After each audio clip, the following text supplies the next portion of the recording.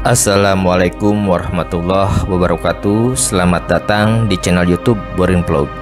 Di kesempatan ini saya ingin bercerita atau mengisahkan sebuah cerita rakyat dari Lampung, yaitu Si Bungsu. Bagaimana kisah Si Bungsu dari Lampung ini? Silakan disimak berikut ini. Di sebuah perkampungan di daerah Lampung, tinggallah sepasang suami istri bersama dengan 7 orang putrinya. Untuk menghidupi keluarganya, sang ayah mencari kayu bakar di hutan dan menjualnya ke pasar. Akan tetapi, hasilnya tidak pernah cukup. Mereka sekeluarga tidak pernah makan sampai kenyang. Agar sang ayah dan ibu bisa makan sampai kenyang, biasanya mereka menyisihkan makanan dan dimakan di saat 7 anaknya tertidur pulas di malam hari. Tiap malam tiba, sang ayah dan ibu menikmati makanan yang telah mereka sisihkan sebelumnya. Tapi pada malam itu, tanpa diketahui oleh ayah dan ibu, ternyata Si Bungsu melihat aktivitas mereka. Dengan diam-diam, Si Bungsu pergi memberitahu kakak-kakaknya. Kakak, bangun. Ayah dan ibu sedang makan, Kak," ucap Si Bungsu pelan. Keenam kakaknya terbangun dan melihat kedua orang tuanya yang sedang makan. Mereka segera mendatangi orang tuanya dan ikut makan. Sang ayah dan ibu merasa kesal karena belum merasa kenyang. Mereka pun akhirnya berniat untuk membuang ke-7 putrinya. Pada suatu malam, sang ayah dan ibu bermusyawarah untuk membuang ke-7 putrinya itu. Lagi-lagi, Si Bungsu terbangun pada saat itu dan mendengar niat kedua orang tuanya. Diam-diam, Si Bungsu menyiapkan kemiri yang banyak untuk menandai tiap jalan nantinya dan bisa pulang ke rumah saat mereka dibuang ke hutan. Keesokan paginya, sang ayah dan ibu mengajak anak-anaknya pergi ke hutan untuk mencari kayu bakar. Sesampainya di hutan, mereka meminta kawanan kera agar menyahut jika anak-anaknya memanggil, dan kepada kawanan burung pagut agar mematuk-matuk pohon agar anak-anak mereka mengira kedua orang tuanya masih berada di hutan. Ketika ke-7 bersaudara itu sedang asik mengumpulkan kayu bakar, sang ayah mengajak istrinya untuk segera pergi meninggalkan mereka. "Istriku, mari kita tinggalkan hutan ini segera sebelum anak-anak melihat kita," perintah sang ayah kepada istrinya sambil berbisik. Sang ayah dan ibu pun segera meninggalkan ke-7 putrinya. Beberapa saat kemudian, anak-anaknya memanggil, "Ayah, ibu, kalian di mana?" teriak ke-7 putrinya. Mendengar teriakan itu, kawanan keras segera menyahut dan kawanan burung pagut segera mematuk-matuk pohon. Mendengar suara kera dan burung pagut, mereka melanjutkan mencari kayu bakar karena mengira orang tuanya masih berada di hutan, dan begitu seterusnya. Ketika hari menjelang siang, mereka mulai lelah dan memanggil lagi kedua orang tuanya karena ingin beristirahat. Tetapi tidak ada yang menyahut ketika dipanggil. Sadarlah mereka bahwa mereka telah ditinggalkan. "Bagaimana kita akan pulang? Kita tidak tahu jalan pulang." Semuanya bingung kecuali Si Bungsu. "Tenang kakak-kakakku, saya tahu jalan pulang," jawab Si Bungsu dengan yakin. "Tapi bagaimana caranya, Di? Bukankah hutan ini sangat lebat?" tanya si sulung. "Tadi saya sudah menandai jalan dari rumah sampai ke sini dengan kemiri. Kita tinggal mengikuti arah kemiri yang bertebaran di jalan yang telah kita lewati," ujar Si Bungsu. "Wah, kamu memang cerdas adikku," puji sang kakak menepuk pundak Si Bungsu. Ke-7 anak itu pun menyusuri jalan yang telah ditandai dengan kemiri oleh Si Bungsu. Akhirnya tibalah mereka di rumah. Ketika tiba di rumah, mereka melihat orang tuanya sedang asik menyantap makanan. Mereka langsung menghampiri orang tuanya dan tanpa diajak mereka ikut makan. Sang ayah dan ibu merasa kesal karena anak-anaknya berhasil pulang.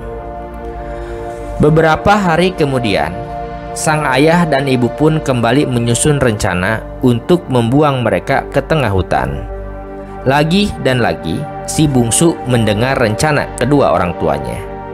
Kali ini si bungsu menyiapkan biji jagung untuk ditebar di jalan yang akan mereka lewati nantinya. Tiba saatnya mereka akan pergi ke hutan mencari kayu bakar bersama orang tuanya.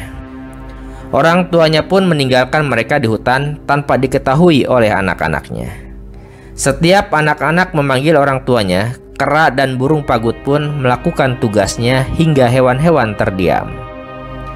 Ketika mereka akan pulang, si bungsu tidak mendapati biji jagung yang telah ditebarnya di jalanan karena dimakan burung. Akhirnya, mereka pun tersesat.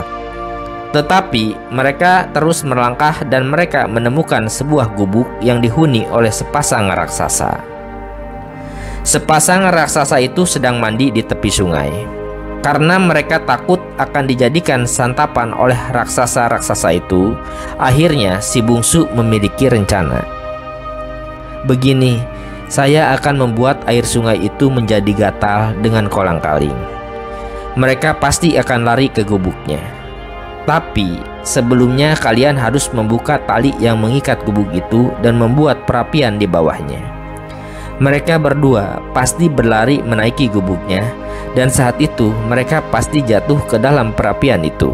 Jelas si bungsu. Mereka pun menjalankan rencana yang telah disusun si bungsu.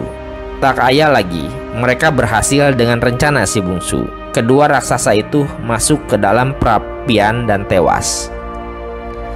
Ketujuh saudara itu akhirnya memutuskan untuk tinggal di daerah itu. Mereka membagi ladang itu menjadi 7 bagian. Mereka menanam padi dan bunga yang sangat wangi. Saat tanaman mereka berbunga, ladang mereka sering didatangi oleh kenui atau sejenis burung elang yang berbadan besar. Burung itu ingin membuat sarang dan bertelur di sana. Tapi hanya si bungsu yang mengizinkan kenui tersebut. Burung kenui pun langsung membuat sarang. Setelah bertelur, burung kenui pun pergi dan tak pernah kembali lagi. Pada suatu hari, setelah pulang dari ladang, si bungsu kaget melihat ada kepulan asap dari gubuknya. Bergegas ia menuju gubuk untuk melihat apa yang terjadi. Tak disangka-sangka, di dalam gubuk ada pemuda tampan yang sedang menanakan nasi untuknya. "Maaf, kamu siapa dan dari mana asalmu?" tanya si bungsu. Pemuda tersebut kemudian menceritakan asal-usulnya, bahwa dirinya keluar dari telur kenui. Mereka pun saling berkenalan dan menyukai. Akhirnya mereka memutuskan untuk menikah dan hidup bahagia. Ternyata pernikahan si bungsu membuat kakak-kakaknya iri dan ingin mencelakai adiknya tersebut. Ketika si bungsu sedang mencuci pakaian di tepi sungai, keenam saudaranya mendorongnya hingga jatuh ke sungai.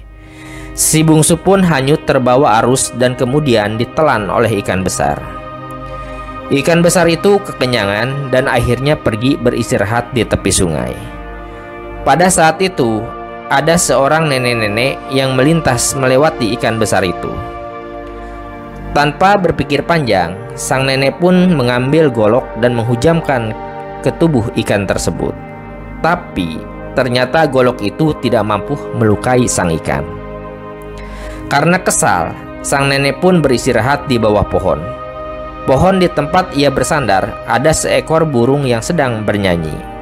Mulanya, sang nenek tidak mengerti dengan nyanyian burung itu. Tetapi setelah menyimak dengan baik, sang nenek mengerti bahwa untuk memotong ikan itu adalah dengan daun belidang. Tanpa berpikir panjang, sang nenek pun langsung mencari dan mengumpulkan daun belidang sebanyak mungkin. Sang nenek pun berhasil memotong-motong ikan itu dengan daun belidang. Betapa terkejutnya ia ketika melihat seorang gadis cantik keluar dari perut ikan tersebut. "Gadis cantik, "Kamu siapa dan kenapa bisa ada di dalam perut ikan ini?" tanya sang nenek. Si bungsu pun akhirnya menceritakan semua kejadian yang ia alami sampai akhirnya bisa di dalam perut ikan besar tersebut. Sang nenek akhirnya iba mendengar cerita si bungsu. Diajaklah si bungsu pulang ke gubuk sang nenek dan si bungsu dianggap seperti anak sendiri. Sementara itu, sang suami kebingungan mencari istrinya. Bertanyalah ia kepada kakak-kakaknya, tapi mereka pun pura-pura tidak tahu. Akhirnya, pergilah ia menyusuri tepi sungai. Setelah berbulan-bulan berjalan, akhirnya ia menemukan sebuah gubuk di tepi sungai. Ia menghampiri gubuk tersebut untuk menanyakan keberadaan istrinya kepada pemilik gubuk. "Permisi, apa ada orang di dalam?" tanya sang suami sambil mengetuk pintu rumah tersebut. Keluarlah sang nenek untuk membukakan pintu. "Maaf, Nek, saya mau bertanya, apakah nenek melihat seorang gadis cantik lewat sini? Dia adalah istriku." Suami si bungsu pun menceritakan semua kejadian yang dialaminya, dan cerita itu sedikit menyerupai kehidupan anak angkatnya. Ternyata si bungsu mendengar semua percakapan antara nenek dan suaminya itu. Si bungsu pun menitikkan air matanya. "Nah, di dalam kamar itu ada seorang gadis yang cantik. Mungkin saja dia istrimu. Pergilah untuk menemuinya," perintah sang nenek. Akhirnya sang suami pun pergi menuju ruangan yang dimaksud sang nenek. Terpakulah sesaat sang suami melihat istrinya sedang menangis. Sang suami langsung datang memeluk istri yang sangat dicintainya itu. Sang suami pun mengajak istrinya pulang. Tak lupa mereka mengucapkan terima kasih kepada sang nenek yang telah menolong si bungsu. Sesampainya mereka di gubuk sendiri, kakak-kakak si bungsu langsung mendatangi dan meminta maaf. Si bungsu pun memaafkan keenam kakaknya. Mereka pun hidup rukun lagi dan bahagia.